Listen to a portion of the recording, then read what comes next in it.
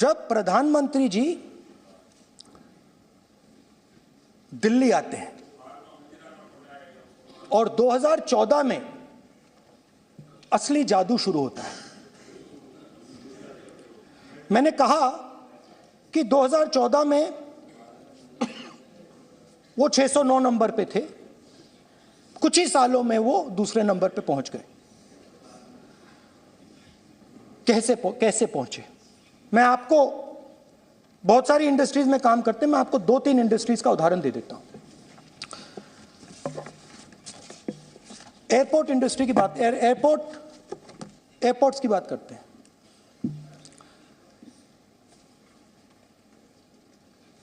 कुछ साल पहले सरकार ने हिंदुस्तान के एयरपोर्ट्स को डेवलप करने के लिए दिया। नियम था, there was a rule that anybody who does not have prior experience in airports cannot be involved in development of these airports. नहीं, गलत नहीं बोल रहा हूं।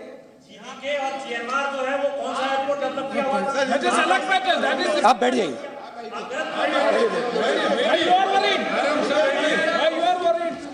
अडानी के डिफेंस में आ गए सर। देखिए, अरे माननीय सदस्य प्लीज मेरी बात सुनो। तो 1 मिनट मेरी बात सुनो। ये एक मिनट बात सुनेंगे। ये संसद है, अपन किस दिशा पर चर्चा कर रहे हैं ये देश देख रहा है। हमें राष्ट्रपति अभिभाषण पर चर्चा करेंगे उचित रहे, बाकी आपकी इच्छा है, स्वतंत्र अभिव्यक्ति है। मेरा मानना ये तो अपन एक विषय पर ओके, तो आपको तो रूल था, नियम था। हाँ, पॉइंट ऑफ ऑर्डर किस पे है ये? सर कैसे एयरपोर्ट का प्राइवेटाइजेशन तो उनके समय हुआ, ऐसी कोई पार्टी थी जिसका अनुभव था? ये कौन सी बात कर रहे हैं? बोलिए। ओके प्लीज ओके, बोलने दे आपको नेता को, तो बोलने दे आपको नेता को। रूल था, प्लीज बोलने दे। रूल था कि अगर कोई एयरपोर्ट बिजनेस में नहीं था तो वो इन एयरपोर्ट्स को ले नहीं सकता था। इस रूल को हिंदुस्तान की सरकार ने बदला। किसी ने भी बनाया हो रूल था, किसी ने भी बनाया हो रूल था। रूल बनाया किसने बात नहीं है, रूल बदला किसने बात है। रूल बदला गया,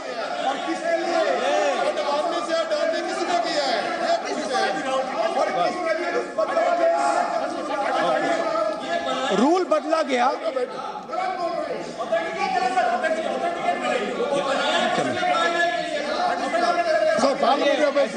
करेगा क्या सर? आप रूल को बदला गया। सर बोलने दीजिए। करना चाहिए सर, ऑथेंटिकेट करना चाहिए। चलिए आप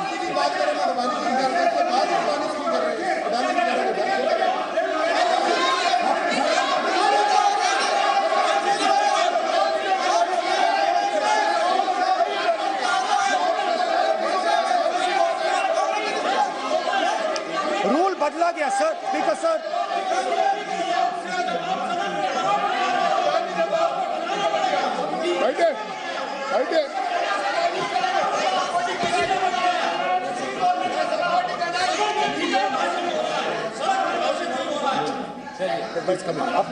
तो ये रूल बदला गया। उस समय मीडिया में इसके बारे में चर्चा हुई थी। रूल बदला गया और अदानी जी को 6 एयरपोर्ट्स दिए गए। उसके बाद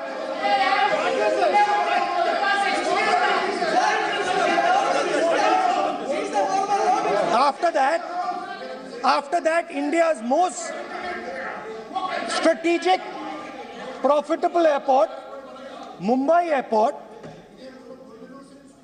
was taken away by GVK, hijacked by using the agencies. The CBI ED का प्रयोग कर जीवीके पर दबाव डालकर हिंदुस्तान की सरकार ने उस एयरपोर्ट को अदानी जी के हाथों में कर दिया। सच है। रिजल्ट क्या आया? रिजल्ट आया कि एयरपोर्ट्स में आज अदानी जी 24% हिंदुस्तान की एयर ट्रैफिक को अपने एयरपोर्ट से निकालते हैं और 31% एयर फ्रेट उनके एयरपोर्ट्स में से निकलता है। अब यह काम हिंदुस्तान की सरकार और हिंदुस्तान के प्रधानमंत्री जी ने फैसिलिटेट किया। तो बताइए, बोलिए वित्त मंत्री, विधि मंत्री। और ये जो सर ये हाउस में सर ये बोल रहे हैं, तुम तो ज्ञान बांट रहे हो, बैठ जाओ। सर ये यहाँ बहुत गंभीर मिनिस्टर हैं ये देश ये राष्ट्रपति का उद्बोधन को लेकर एक गंभीर चर्चा हो रही है। जो भी मेंबर कुछ भी बात करे विद फुल रिस्पॉन्सिबिलिटी ऑथेंटिकेट करें। और ये वाइल्ड एलिगेशन अपना एक सोच के आया है, बिना तर्क के ऐसे वाइल्ड एलिगेशन लगा रहे हैं, ये कोई मतलब नहीं है सर, ये ऐसे नहीं बोल सकते। और वो सर तर्क रखना पड़ेगा। अगर एलिगेशन लगा रहे हैं तो आपको पूरा डॉक्यूमेंट प्रूफ के साथ आपको रखना पड़ेगा। दे देंगे आप ऐसे बातें नहीं दे कर सकते। देंगे। और ये गंभीरता को समझिए, ये डॉक्यूमेंट्री प्रूफ दे देंगे। अब आपने जो पिछले स्पीकर थे उन्होंने फॉरेन पॉलिसी की बात की, हम भी फॉरेन पॉलिसी की बात करते हैं। चलिए डिफेंस से शुरू करते हैं। बहुत ऑप्शंस हैं, आप बताइए कहां से शुरू करें। बिजली, डिफेंस, कोयला, बहुत ऑप्शंस हैं। Defence, let us start with defence. अब डिफेंस में अदानी जी का कोई एक्सपीरियंस नहीं था, जीरो एक्सपीरियंस। कल मैंने प्रधानमंत्री को एचएएल में देखा। प्रधानमंत्री जी ने कहा कि गलत आरोप लगाया, मगर रियलिटी तो यह है कि एचएएल का जो कॉन्ट्रैक्ट था 126 हवाई जहाजों का, वो अनिल अंबानी को चला गया और अनिल अंबानी बैंकरप्ट हो गया। वहां भी फैसिलिटेशन था। अब देखिए, और ये जो फ्यूचर एंटरप्रेन्योर्स हैं, जो बिजनेस स्कूल हैं, हार्वर्ड यूनिवर्सिटी जैसे स्कूल हैं, इनको इसका केस स्टडी, इसकी केस स्टडी बनानी चाहिए, शायद बने। How to use government power to build individual businesses, case study.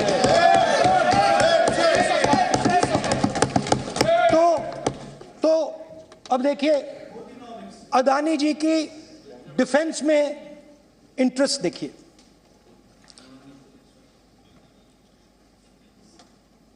Elbit company के साथ हिंदुस्तान में अदानी जी ड्रोन्स बनाते हैं।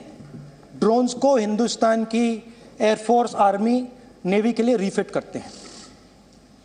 अदानी जी ने यह काम कभी नहीं किया है पहले। एचएएल यह काम करती है।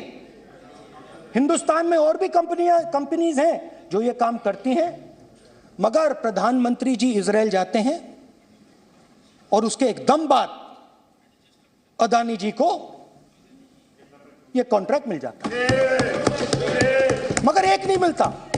ये मत सोचिए कि ये सिर्फ एक कंपनी की बात हो रही है, ये इंडस्ट्रीज की बात होती है यहां पे। जैसे मैंने आपको दिखाया, एयरपोर्ट का पूरा सिस्टम उठा के ले गए, 30% मार्केट शेयर एयरपोर्ट में ले गए, वैसे ही डिफेंस में करा। तो 4 डिफेंस की इनके पास कंपनीज हैं। यह काम इन्होंने कभी नहीं किया। स्मॉल आर्म्स, जिसमें टावर है जो हमारी स्पेशल फोर्सेस यूज करती है, आर्मी यूज करती है, जिसमें गलील स्नाइपर राइफल है, ये सब अदानी जी बनाते हैं। सीधा स्ट्रेट इजराइल में प्राइम मिनिस्टर जाते हैं, प्राइम मिनिस्टर के साथ वहां पे मतलब बीच में पैदल चलते हैं और फिर जादू से पीछे से इंडिया का फर्स्ट कॉम्प्रिहेंसिव एमआरओ मिल जाता है मेंटेनेंस के लिए, जहाजों के मेंटेनेंस के लिए। स्मॉल आर्म्स का बिजनेस मिल जाता है, इजरायली जो ड्रोन्स हैं उसका बिजनेस मिल जाता है। मतलब जो हिंदुस्तान और इजरायल का डिफेंस का रिश्ता है वो पूरा पूरा अदानी जी के हाथ में चला जाता है, खत्म कहानी। हाँ, उसमें पेगासस भी है, तो पता नहीं वहां से क्या मतलब पेगासस कैसे आया, क्या हुआ, किसने दिया। अच्छा, एक और बड़ी इंटरेस्टिंग चीज है, एक कंपनी है अल्फा डिफेंस जो डिफेंस इलेक्ट्रॉनिक्स का काम करती है, एवियोनिक्स का काम करती है और बहुत स्ट्रेटेजिक कंपनी है, वो भी अदानी जी के हवाले कर दी गई। अदानी जी ने एक्वायर कर लिया। तो आपने देखा कि एयरपोर्ट्स का बिजनेस 30% मार्केट शेयर, हिंदुस्तान और इजरायल का जो वेपन्स का बिजनेस है 90% उठा के ले गए। एक विजिट फॉरेन पॉलिसी, ये है फॉरेन पॉलिसी। चलिए, अब मैंने आपको इजरायल की बात बताई, ऑस्ट्रेलिया चलते हैं। कोयला ऑस्ट्रेलिया चलिए। ऑस्ट्रेलिया में अदानी जी जाके नहीं, क्यों? आप तो डिबेट करना चाहते थे, आप भी तो डिबेट करना चाहते थे। आपने बोला था कोई भी विषय पे डिबेट हो तो हो गया अब डिबेट। अब क्यों डर रहे हो डिबेट से? अब क्यों डर रहे हो डिबेट से? क्यों डर रहे हो? जब हमने जेपीसी की मांग की, आपने बोला सदन में उठाओ। अब क्यों डर रहे हो? अब क्यों डर रहे हो? अब क्यों डर रहे हो? आप चर्चा से क्यों डर रहे हो? चर्चा से डर रहे हो आप।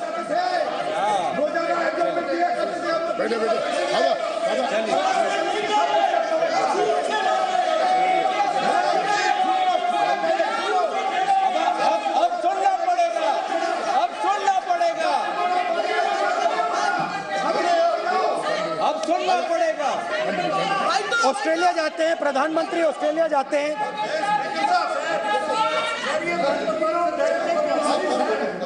प्रधानमंत्री ऑस्ट्रेलिया जाते हैं। Is God yielding?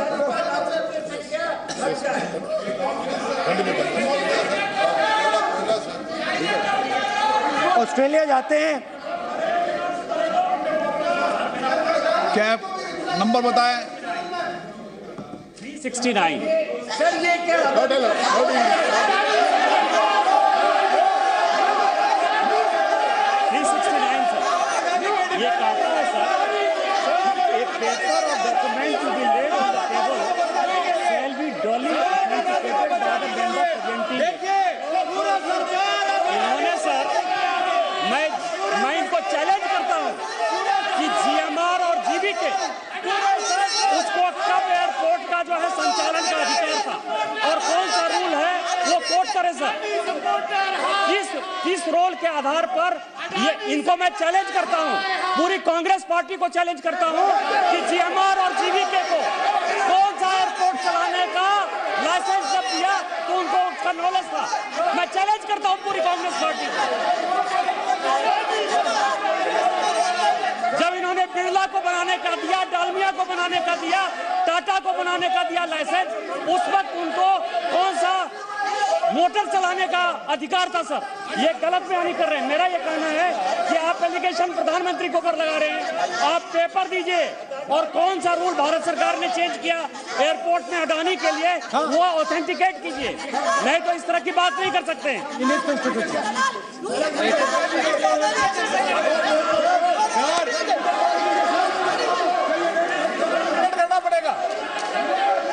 ऑथेंटिकेट करना पड़ेगा राहुल गांधी जी, आपको ऑथेंटिकेट करना पड़ेगा।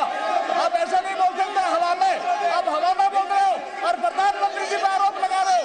आपको ऑथेंटिकेट करना ही पड़ेगा। आप ऐसे ही बोल रहे हो कि जीएमआर का जीवीके का समय रूल था, कहा था रूल? कोई रूल नहीं था। आपको यू हैव टू ऑथेंटिकेट और ऑथेंटिकेट करके ही रखना पड़ेगा आपको। पहले रखिए और उसके बाद आगे बात करने देंगे, नहीं तो माफी मांगिए देश से। आप प्रधानमंत्री जी पर आरोप लगा रहे हैं, सर बोलने दीजिए। अनाप शनाप आरोप लगा रहे हैं, बिना किसी डॉक्यूमेंट के आरोप लगा रहे हैं। प्रधानमंत्री जी पे रूल 353 सर, रूल 353 किया है sir, no allegation of defamatory और incriminatory nature shall be made unless you have given notice. छोड़िए, वो तो प्रधानमंत्री के खिलाफ एलिगेशन लगा रहे हैं बिना नोटिस दिए, बिना कोई डॉक्यूमेंट दिए। सर ये रिकॉर्ड पर नहीं आना चाहिए सर, ये बिल्कुल रूल का उल्लंघन है। और क्या क्या बातें वो कह रहे हैं सर, मैं उसको रिपीट नहीं करना। Reckless allegation, baseless allegation in violation of rules, sir ये स्वीकार नहीं होना चाहिए। ओके सर, लेट अस एक सब बैठिए, ऑस्ट्रेलिया पीएम जाते प्लीज हैं। बैठिए, आप प्लीज बैठिए, वरिष्ठ वकील साहब बैठिए। ऑस्ट्रेलिया जाते हैं। एक मिनट राहुल जी, एक मिनट। नियम 369 भी मैंने देखा है, 353 भी देखा है। मेरा आग्रह है, सदन भारत की संसद है, हम एक ही विषय पर सारी राष्ट्रपति की चर्चा लगाए, ये उचित है क्या? फिर आपको बोलना बोले नहीं स्पीकर, गलत तरीका है राहुल गांधी जी, आप बोल नहीं, गलत तरीका है। क्या देश को संदेश देना चाहते हैं आप? क्या संदेश देना चाहते हैं देश को? चलिए राहुल गांधी जी। ऑस्ट्रेलिया में प्रधानमंत्री जाते हैं। आप बोलिए सर, स्पीकर सर, प्रधानमंत्री जी ऑस्ट्रेलिया जाते हैं और जादू से State Bank of India $1 billion loan Adani ji को ऑफर कर दिया। सर इसका भी डॉक्यूमेंट जरूरी है क्या, बताओ? मोदी जी, आपका सरकार की पता है। कदीर प्लीज। उसके बाद मैं उदाहरण दे रहा हूं, पूरी दुनिया में मोदी जी जाते हैं, घूमते हैं, तो मैं बता देता हूं क्या होता है वहां पे। बांग्लादेश में गए, हाँ काम पे ही जा रहे हैं, वही तो बोल रहा हूं, काम पे जा रहे हैं। बांग्लादेश जाते हैं, मोदी जी की पहली ट्रिप होती है बांग्लादेश में। वहां पे बांग्लादेश को इलेक्ट्रिसिटी बेचने का डिसीजन लिया जाता है। कुछ ही दिन बाद बांग्लादेश पावर डेवलपमेंट बोर्ड 25 साल का कॉन्ट्रैक्ट अदानी जी के साथ साइन कर देता है। 1500 मेगावाट इलेक्ट्रिसिटी का कॉन्ट्रैक्ट अदानी जी। चलिए वहां से श्रीलंका चलते हैं।